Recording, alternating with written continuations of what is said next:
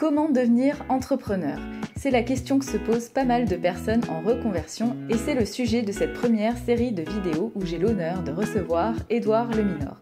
Alors c'est parti, bonne écoute! Oser l'entrepreneuriat, j'ai peur donc j'y vais puisque ici on est donc sur un groupe destiné aux femmes qui ont vécu un burn-out et qui sont en souffrance professionnelle et en tout cas qui cherchent des solutions pour justement retrouver un quotidien professionnel serein. Et c'est vrai que avec toutes les personnes avec qui j'ai discuté, l'entrepreneuriat est souvent une solution envisagée après un burn-out parce qu'on a envie de liberté, parce qu'on a envie un peu de faire autre chose que le salariat, parce que voilà, pour se libérer un peu de ces chaînes. Et du coup, aujourd'hui, donc j'ai le plaisir de te recevoir sur cette chaîne. Et donc j'ai un petit peu teasé, voilà, en disant que tu étais un expert de l'entrepreneuriat, et c'est vrai. Donc aujourd'hui, tu vas nous aider à un petit peu répondre aux questions qu'on peut se poser, et puis aider un petit peu à casser nos peurs, parce que c'est vrai que l'entrepreneuriat c'est quelque chose qui fait peur quand on vient d'une famille où il n'y a pas d'entrepreneur, quand on n'a jamais fait ça.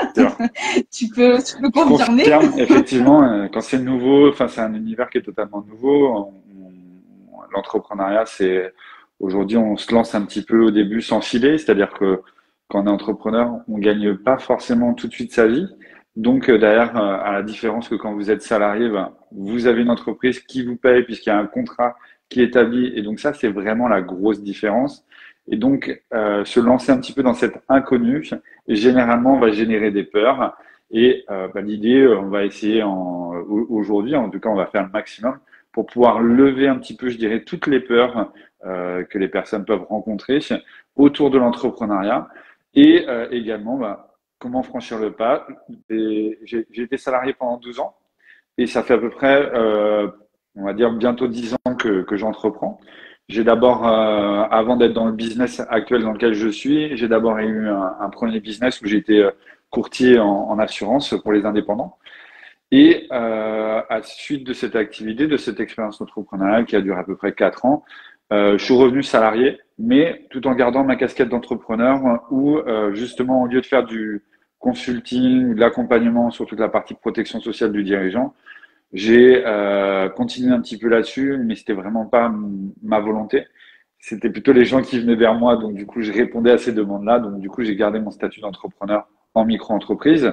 Et au fur et à mesure, j'ai commencé à pivoter en fait vers la formation et l'accompagnement auprès des chefs d'entreprise. Déjà, une première barrière, c'est pas parce que vous êtes salarié qu'aujourd'hui vous ne pouvez pas entreprendre. Puis ce qui est intéressant aujourd'hui, c'est que toi, tu participes à des formations à la Chambre de commerce et d'industrie. Exactement.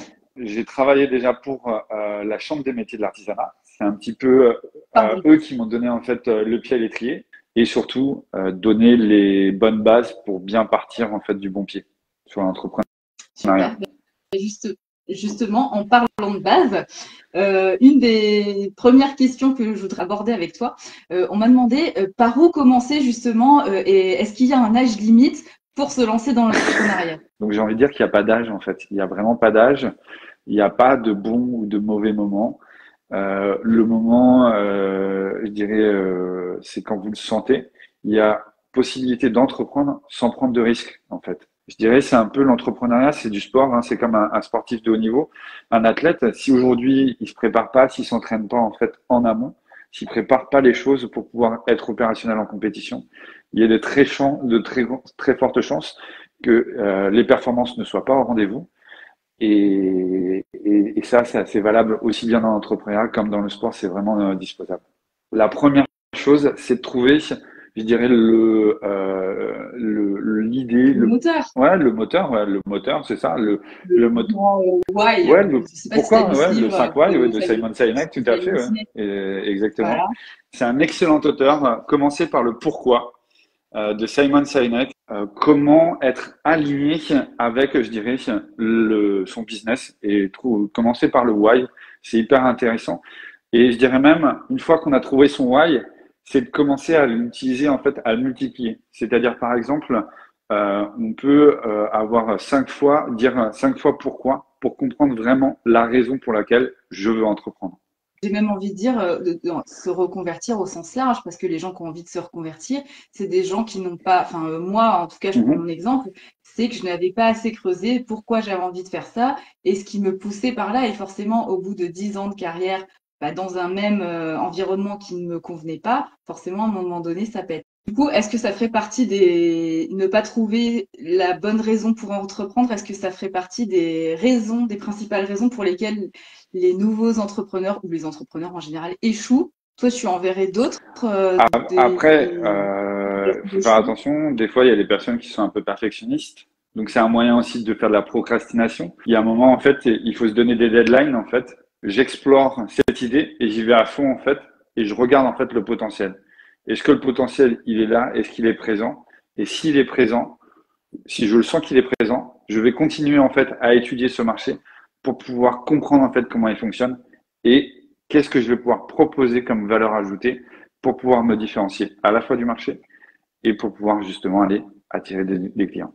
Ça, se différencier, c'est toujours parce que d'un côté, on se dit, on va pas réinventer la roue parce que les business nouveaux, c'est un petit peu touchy. Mais d'un autre côté, il faut trouver assez de choses différenciantes. En tant qu'entrepreneur, on est tous différents. Donc, on va tous entreprendre d'une manière différente. On utilise, je dirais, certaines techniques qui sont similaires. Maintenant, après, derrière, c'est comment aujourd'hui on utilise ces techniques, comment on les valorise, comment on les présente, comment on les met en avant.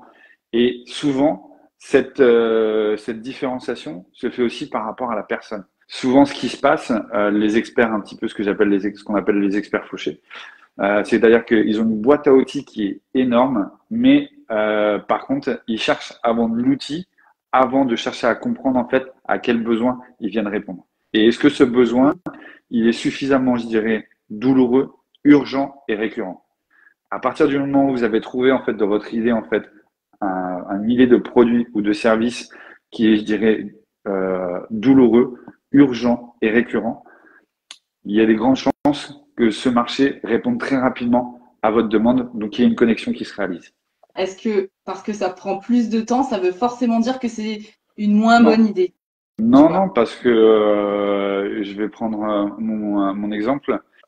Aujourd'hui, pour pouvoir développer mon activité, on en a un petit peu parlé ensemble, mais ça a mis, je dirais, 3 ans pour pouvoir développer mon activité.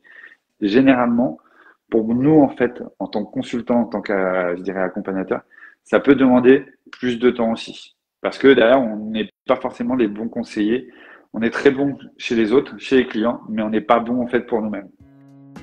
Merci d'avoir écouté cet épisode. Pour avoir plus d'informations, je vous invite à vous rendre sur le site www.zen-et-ambitieuse.com pour retrouver tous les liens évoqués dans cet article et plein d'autres informations supplémentaires. Je vous dis à la semaine prochaine pour l'épisode suivant.